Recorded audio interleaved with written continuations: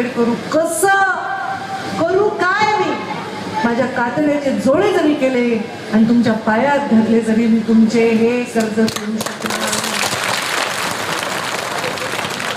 मुंडे साहेब नेहमी त्यांच्या जीवनात म्हणायचे की मी कातड्याचे जोडे करून तुमच्या पायात घालीन. मला तेव्हा त्याच्या भावना समजत नव्हत्या, पण जेव्हा माझे वडील हयात नाही राहिले, आजही त्यांचं नाव घेऊन तुमच्या डोळ्याला तुम्ही पदर लावता, तुमचा गमचा तुमचे डोळे पुसण्यासाठी चेहऱ्याकडे वळतो, तेव्हा वाटतं की ह्या कातड्याच्या जोडे करण्याची काय किंमत असेल. त्यांचं तर झालं, त्यांच्या नंतर इतकं प्रेम तुम्ही मला दिलं. अरे मला ते सांगायला होते संचालन करणारे की ताई मंत्री होणार का, आमची पोरगी मंत्री होऊ दे, आमची पोरगी मंत्री होऊ दे. आता मी मंत्री होऊन काय तुमचे सोन्याचे कौलं लागणार होते. पण किती प्रेम, किती विश्वास, की गोपीनाथ मुंडे ह्या नावाच्या संस्कारावर किती विश्वास आहे तुमचा, की तुम्हाला विश्वास की आपली ताई जर झाली तर ती गरिबासाठी, वंचितासाठी, पीडितांसाठी जात धर्म भाषा पंथ सगळं विसरून काम करेल आणि कधी ती रुकणार नाही, कुणासमोर झुकणार नाही. आमची पण मान टाईट राहील. आईसाहेब म्हणाल्या कॉलर टाईट, आता म्हणजे एवढ्यांना तर कॉलर बी नाही, हा तरी पण मान टाईट. इतकं प्रेम मी कशाने परतफेड करू मला माहित नाही, पण केवळ तुमच्या इच्छेमुळं, तुमच्या आशीर्वादामुळे मी आज इथे आहे. मी आता म्हणलं लोकसभेला माझा पराभव झाला, बापड्यांनी माझ्या भावांनी आत्महत्या केल्या, इतकं प्रेम तुम्ही मला दिलं. मी शपथ तर मुंडे साहेबांच्या चितेवरच खाल्ली आहे की गोपीनाथ मुंडे नाव मी जगाला विसरू देणार नाही.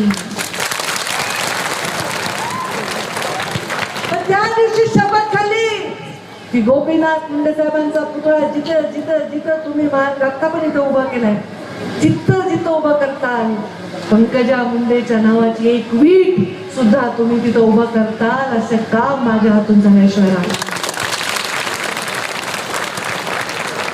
ग्रामविकास मंत्री असताना वाडी वस्त्या तांड्यापर्यंत रस्ता, पाणी, विकास पोहोचवण्यासाठी मी तळमळ केली.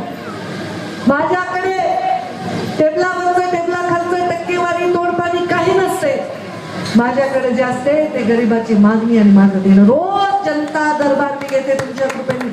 कोणी रोज जनतेला भेटणं सोपं नाही. सकाळी उठले, देवाची पूजा केली, आंघोळ पिंघोळ करून देवाची पूजा करून काही तोंडात घालायच्या आधी, एक घास खायच्या आधी मी आधी लोकांना भेटते. रोज तुम्ही विचारा माझ्या बॉडीगार्डला पियाला, मी गाडीमध्ये रोज सकाळचं पहिलं जेवण खाते, कारण मी शपथ घेतली की मी जोपर्यंत लोकांच्या अर्जांवर सह्या करणार नाही, लोकांना भेटणार नाही, त्यांचे प्रश्न मार्गी लावणार नाही, मी पोटामध्ये अन्नाचा कण सुद्धा घालत नाही. हे प्रेम आहे. आणि हे प्रेम आता मला माहित नाही पर्यावरण मंत्री म्हणून काय करणार आहे तुमच्यासाठी, कारण तुम्ही एवढा दुराळा इथं होता.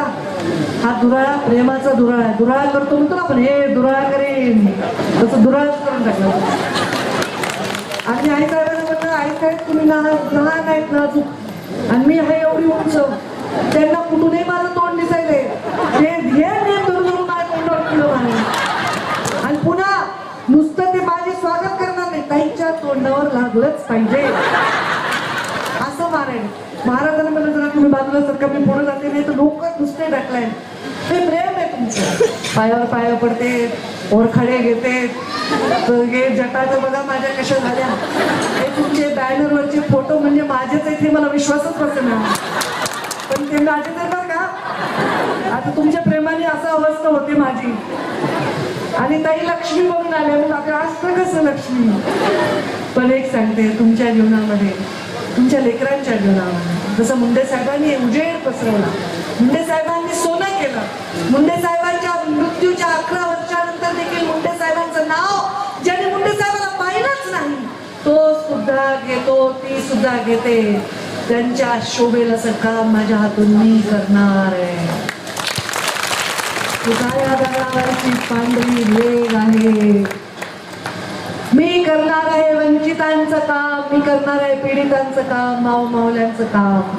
माझ्या मंत्री होण्याने तुमच्या घराला सोन्याचे कौलात चालत जरी नाही होत, तरी पण तुम्हाला स्वाभिमानाचं कौल तुमच्या घरावर चढल्याशिवाय राहणार.